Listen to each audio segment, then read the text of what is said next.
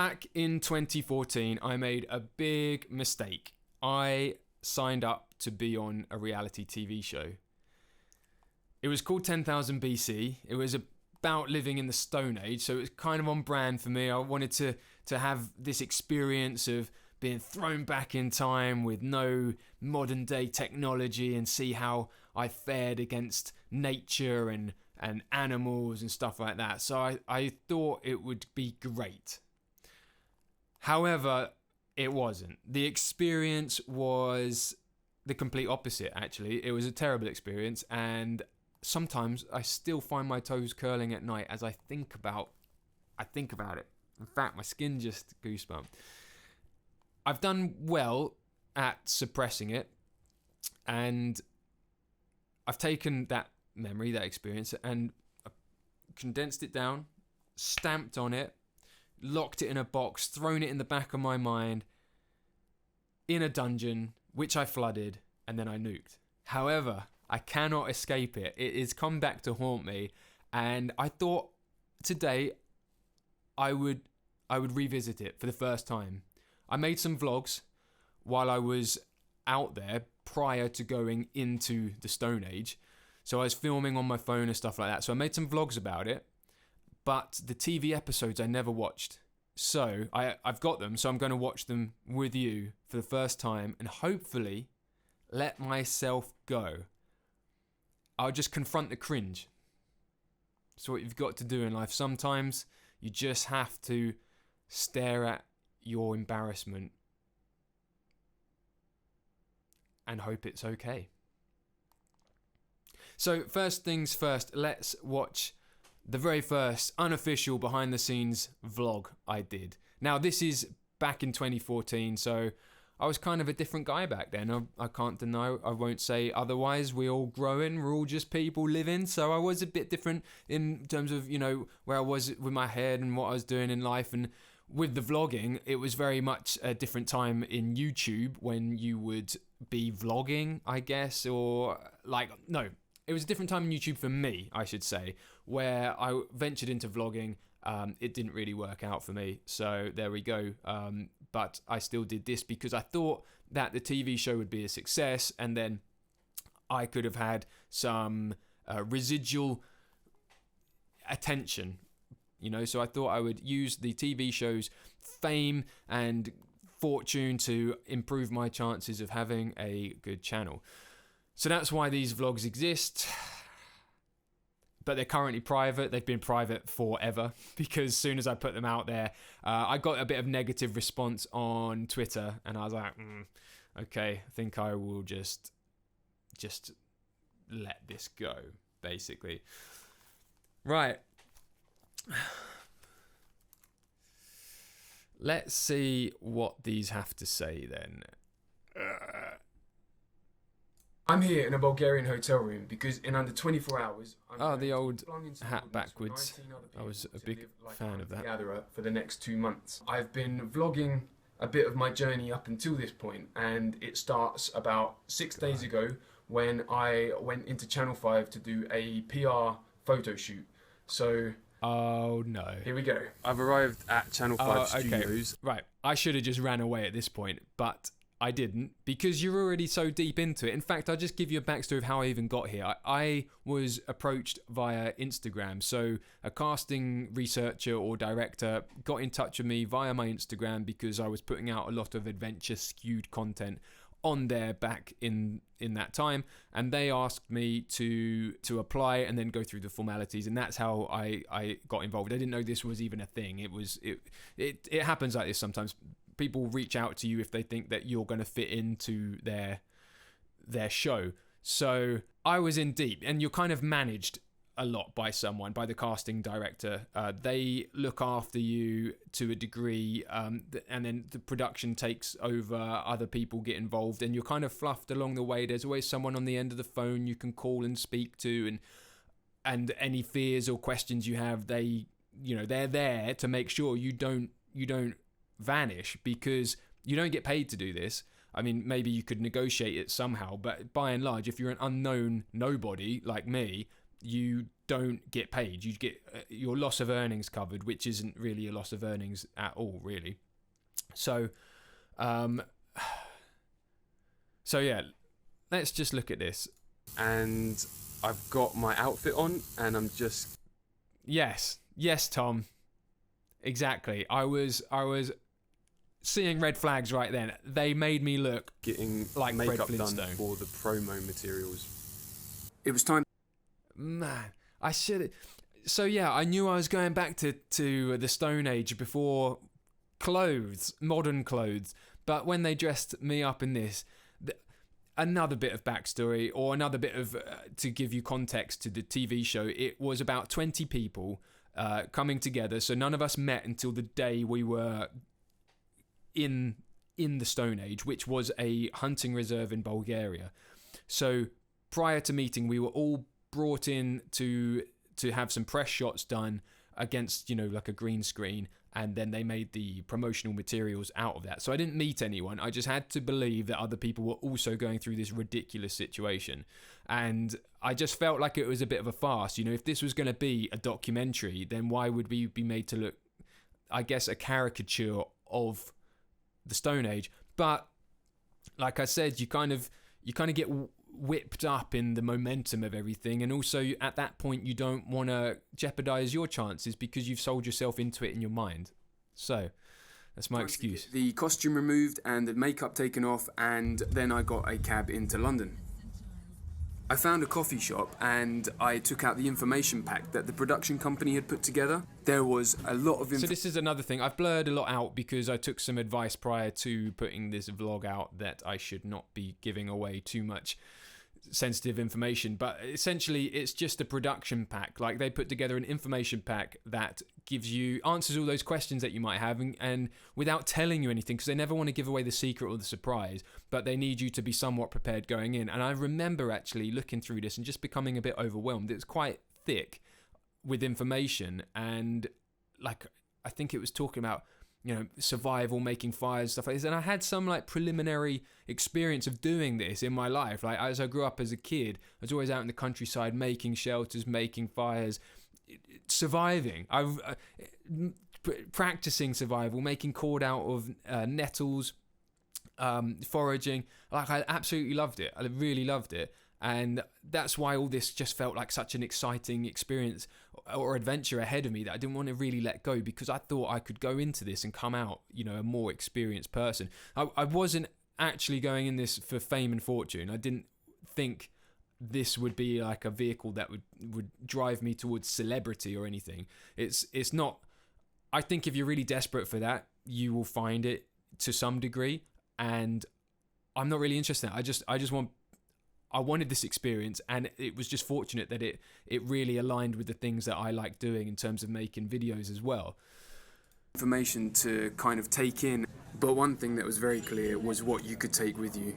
So I read through that information pack and still got that scarf. It blew my mind. There's so much that I'm not prepared for. I just feel really, really scared, really anxious. Really worried that I am gonna starve and have a really hard time. Like, I know it'll be hard, but it's gonna be super hard, I think. Well, looks like I knew what I was getting myself into. I am on my way to get my medical done, so I have a medical test. Okay.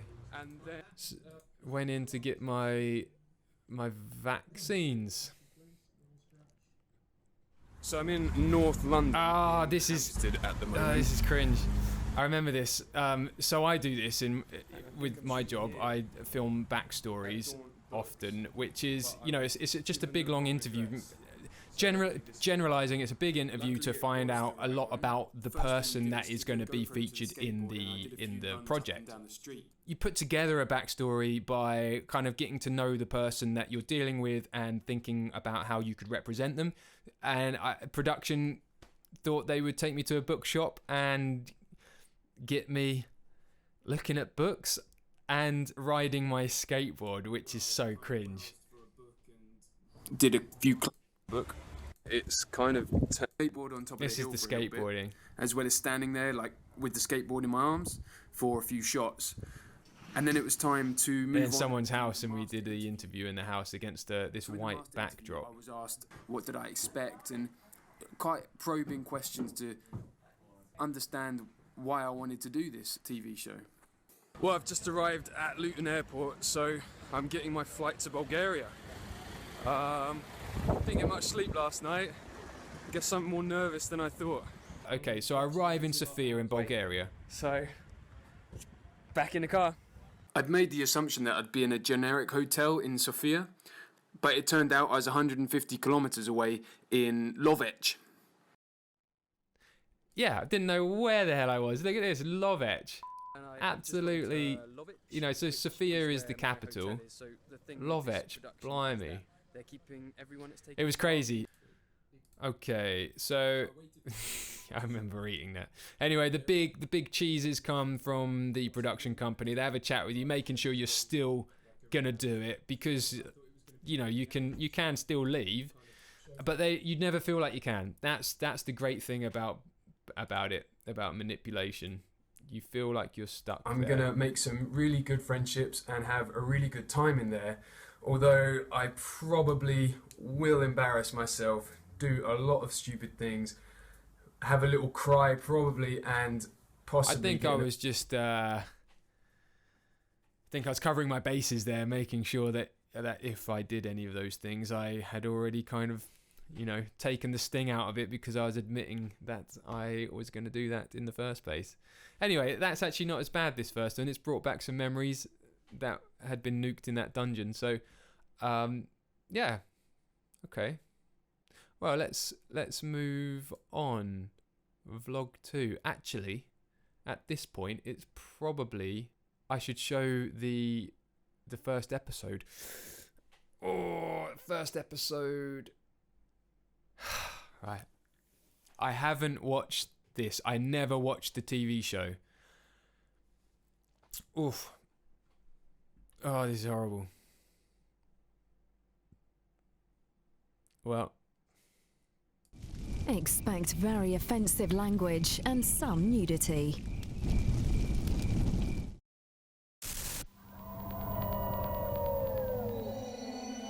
"20 volunteers. Social experiment. Number 1 red flag. Social experiment. What's that? 20 red flags now. Never get involved in a social experiment on TV. We're gonna die out here. The aim: to survive 8 weeks in the Stone Age without... Fuck off. It's a fast, the show. This is toxic. I cannot be anything other than a 21st century human being. I want to be the caveman, the man from 10,000 BC. How do we get from there to here? Not everyone made it. No, everyone dropped out. It's absolutely insane. What have I done to you? I'm here tomorrow and I'm here the day after, and I ain't gonna quit. I'm at like breaking point. Don't confront. What happened out there? I mean, if I hadn't seen this or was in it, I'd think, oh, okay, this is kind of interesting. But that is very much a sexed up intro. Bulgaria 2014, wow. 20 volunteers are about to leave the 21st century behind. Okay, baby. Give Squeaky a kiss from me. This is very unique, because in a sense, this is a Stone Age survival experiment. We're taking 20 modern human beings, stripping them of everything from the 21st century, and expecting them to live in a Stone Age context. Oh, this is rubbish. Can I just keep this a little bit? Just for a while? I remember these. Wow, I have not. The Mesolithic is sort of I've not seen these faces in so long. I just, you know, when you make a mistake and you just want to distance yourself from it, and anyone associated with it, you just feel embarrassed by. I'm not embarrassed by them. I'm embarrassed about myself. You know, that they saw me bit like that. Oh my God, there I am. Oh, I didn't just say that. Oh my God. Part of Bulgaria is a wild. In fact, similar to prehistoric Britain. Okay, right. We need to pause here, and I'm going to go back to my vlog because actually I was vlogging in that car. And that's the cringe. Vlogging. I just hate it. I hate vlogging. Hate vlogging. Hate. Oh, and I was doing it. What a horrible guy. Okay, so this is vlog 2.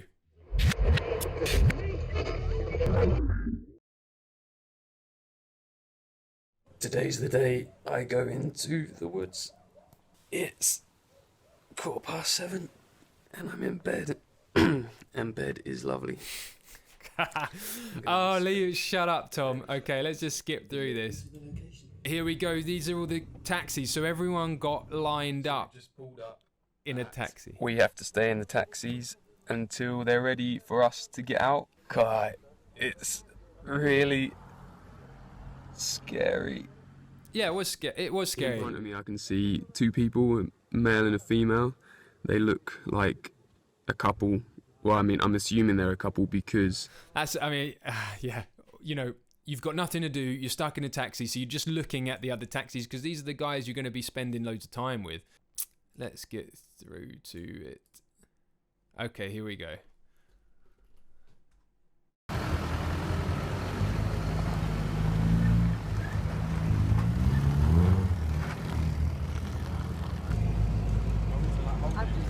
So we're in the back of the Land Rover. Oh, I remember that guy, JP. Didn't massively get on with him. Looking forward to getting in there. I'm tired and I'm worried and I'm scared. I wish I brought my girlfriend with me. Soon to be hungry as well. So we got... Okay. I mean, looking back on this now, it's mad because I remember looking at those guys, Ollie and JP, and just being like, they're the wrong guys for this because they were like the Essex London boys, and looking at myself, I mean, God, I'm no different. Right. Okay, back to the episode.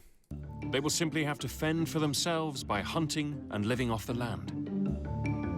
For the next 2 months, the group will live here. A small clearing in a hostile landscape, prone to extreme weather and fluctuating temperatures. To get this group started, we're going to provide... This was Clint Janulus. He's an absolute legend. Somewhat kept in touch with him since that. He's a nice guy. I do like Clint. He was really cool. Experiment work, we're going to have to provide a safety net, because left to their own devices, people could die. 21st century health and safety requirements include a purpose-built source of fresh water. So yeah, so we weren't quite thrown back to the Stone Age. We did have some bits. And well, I say that, I mean, you know, no TV production can put people in real danger. That's really the truth. You know, of course they can't. I remember her. What was her name? Caroline? She didn't last long either. I think it took like 5 days to lose half the participants of this. This was actually a pretty fated TV show. At 65, Caroline Mortimer is the oldest member of the group. I'm particularly interested in prehistory and the Stone Age. Right, I'm gonna skip forward. Skills, gathering. Oh, there I am. And I know how. Right, yeah, we all get dressed. Oh, there we go. So Caroline did not make it past hour 1. Yeah, it was a shame because actually I remember that her thing was like she knew about foraging and stuff like that. So that was, yeah, she probably could have been really useful, but she went. Okay, I'm gonna for time I'm gonna jump ahead. Get out and go explore. Go explore. Yeah, I mean this was the beginning of the end really for me. It absolutely turned into a bit of a farce. The group have been provided with 4... Oh, they gave us some food to get moving. And then what happened? They brought in a dead deer, and it was like, you know, okay, challenge number 1, you're gonna have to butcher the deer, and then it became, you know, kind of like a who was gonna do it, masculine, manly kind of thing. And I just kind of like dived out of it. Not a man. Oh, this was just so ridiculous. I remember that meat spoiled instantly, basically. Okay, fire time. I think I was trying to make fire for ages, but I was not getting anywhere, and then these guys were doing it, so they took over. In fact, so far, this isn't as bad as I remember, to be honest. It's not all that terrible, because I'm not really in it. that's my happy place, because I know it gets worse. Oh, I remember this. Okay, so this is the end of day one. Me and Steve. Steve was absolutely an incredible guy. Absolutely loved Steve. He was one of the older guys there, or maybe the eldest guy. From the feast, 53-year-old Steve Nicholson takes stock of what lies ahead. I'm not sure how this is going to work out. In general? No. It's a tough dynamic, I think. Yeah. It's a tough dynamic, I think. Shut up, Tom. This is... No. You kind of wanted everyone to be on a similar level, but this is a true cross-section of the British society, apparently. So. Which bit are you? I thought I was the normal one. I thought I was the normal one. Oh, man, throwing shade on all the other guys instantly. I mean, if it was the first impressions, the first day, I mean, everyone was kind of all excited and wrapped up in things. But I just remember thinking that we were doomed. I just didn't think that we had that kind of enough not strong characters, but just strongly skilled people to deal with this. You know, a lot were coming from no place of experience. Oh, look at that! Our meat instantly just absolutely got spoiled by flies and maggots. In fact, those furs that we're wearing to keep warm got infested with maggots. I don't know if it made it onto the TV show, but it's true, and they had to give us blankets instead. All the root veg.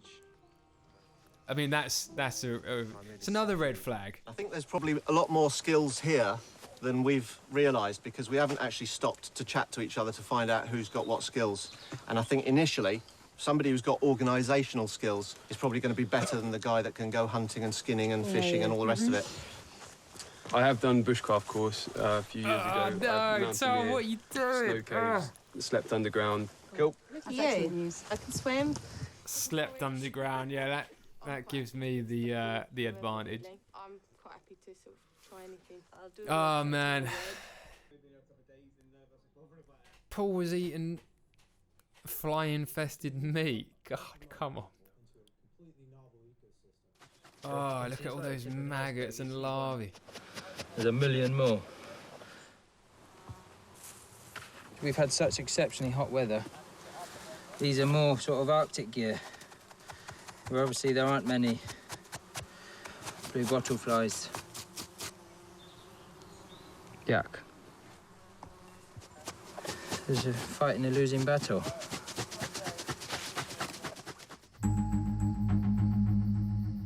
That's your of maggots. And they are... Say please. Look, they gave us blankets. That was it. Because it's a pretty deep jump, into the pool of primitive life. What am I talking about? Tom, why do I hate you? Okay, right. Let's watch episode 2, or let's have a little skip through. Recapping the... I left this show early. Effectively, we all just approached it in a really messy way. I'm just going to skip through, see where I pop up in this, because it's all about me.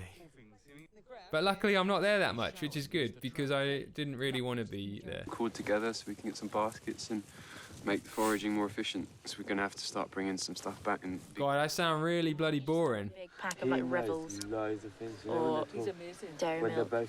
I remember this thing, I don't know if it's in here or not, but JP used to poo outside his shelter. But he shared that shelter with other people, so he did it at night, I believe. I remember I didn't have that shelter with him, thank God. But let me just pause it here.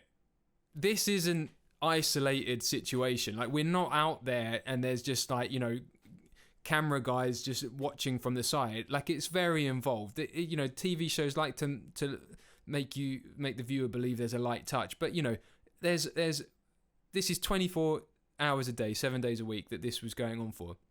There's crews on rotation the whole time. You have about 5 hours off in the evening from midnight to sunrise, and but there's still someone by, because you can't be left alone to have any issues or problems. Like, it's just too dangerous. Like they'd be too liable. So my point is, or what I wanted to say is that people are talking to you the whole time, and then the bigger guys come up and start whispering things because they want to push the story in a certain way. They start to see the story emerge, or storylines that they could essentially start following, and they want to kind of make it happen, which is fine. It's totally understandable, but it's just not a documentary. Like a documentary, you follow that story to a degree. I mean, there's even grey shades in that, but with this, I remember JP's pooing being something that someone whispered in my ear from behind the camera, like, I think you should bring that up as an issue, don't you think? I was like, no, I don't really want to talk about JP pooing in camp. Like, that's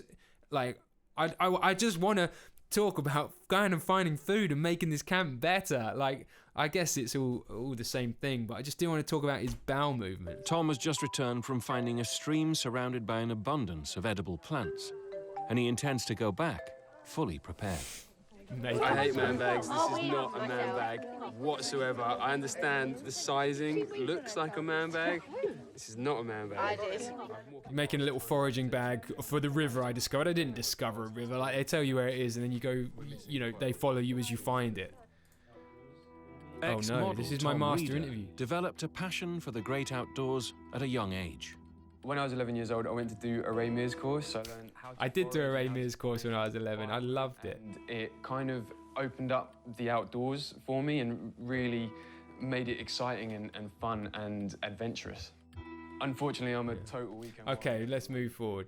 That we can get from there. So yeah, it should be fine. Oh yeah, I took everyone to find that river. Adam, the guy, the survivalist guy, like behind the scenes, I remember looking at him, and he was kind of like doing this and like pointing in a direction. I was like, what's wrong with his chin? What's going on? What's he up to? And he was trying to tell me the way to go because I went in the wrong direction, and then the camera swoops in and I just look like an absolute idiot. I'm one of the guys that would like to be in touch with this environment.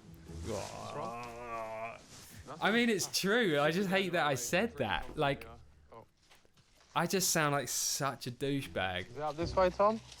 Sorry? Does he reckon it's up this way? I think... I don't know. No. Well, look, why did I do this? I mean, I lose my way. They're all asking me where we're going. So we should keep heading down. You're the one that's been there. Yeah, all right, JP, shut The up. one that's getting us lost. Sorry, guys, we have to go back and find the turn-off we missed. Because I think what I've done is brought you over here, pick up this trail, thinking that was the right one. Right. So, is it this one, or is there another one there as well? We went off this way first, though, right? I'm just wasting everyone's time going in the wrong direction. We're following you, so it's your decision. That's horrible. Oh my God, I really didn't. That didn't work out well for me, did it? Got them lost. Actually, well, it wasn't as bad in real life. It just looks worse there because the time has been compressed. All right, let's jump forward before this gets too boring. That's JP putting in count. It's horrible. Been hardly any sleep and no food, and I was thinking about other things. There's me making excuses for why I didn't take them there. Taking that one wrong step, which set you off on the wrong path, was... I didn't even pick it up for a long time. That's the scary What am I wearing? Getting your bearings again, navigating, it was just all a nightmare. So we need to make a map, I think. Maybe just out of clay. Just a map out of clay. Yeah, right, Tom. Okay. Let's stop that one there. Let's say the... Well, that episode 2 wasn't as bad as I remember. In fact, this isn't as bad as I recall it to be. Like, at all, actually. Yeah, I've not come across particularly intelligently, but then, maybe I'm not particularly intelligent. Right, episode 3, let's scrub through this one. Recap, blah, blah, blah, blah, blah. What happens in this one? Everyone dies. Not true. Oh, yeah, we go find some water. Find a big lake. We go and try and fish it. No one catches a thing. Or we catch a crayfish or something like that. It's stupid. It's just not enough. Eating worms, man. We were really hungry. That was definitely, you know, that wasn't fake. I think I lost a stone in the 10 or 11 days I was there. I didn't make it far. Right, okay, I'm just gonna get to the episode where I leave, because it's quite funny how I leave. But this ain't so bad. It's not so bad, Tom. What were you worried about? This therapy's going okay. Okay, right, this is episode 4. I think this is the episode I leave in. From when I remember this going out on air, and I remember people saying, "Oh, you're not in it anymore. Oh, you left." I'll tell you who's here to do it 100%. Tom. He thinks about things and he thinks quick. He's smart. Other people are still operating on a 9 to 5 schedule with a 3-hour lunch. Yes, Steve. Oh, I love Steve. Oh, I wish I kept... Well, we did try and keep in touch, but it just, you know, life happens, eh? Right, I'm skipping for Amir. He was, when I first met him, I was like, "What's this guy doing here?" He was probably the antithesis of what was wrong with the casting of the show, because he was.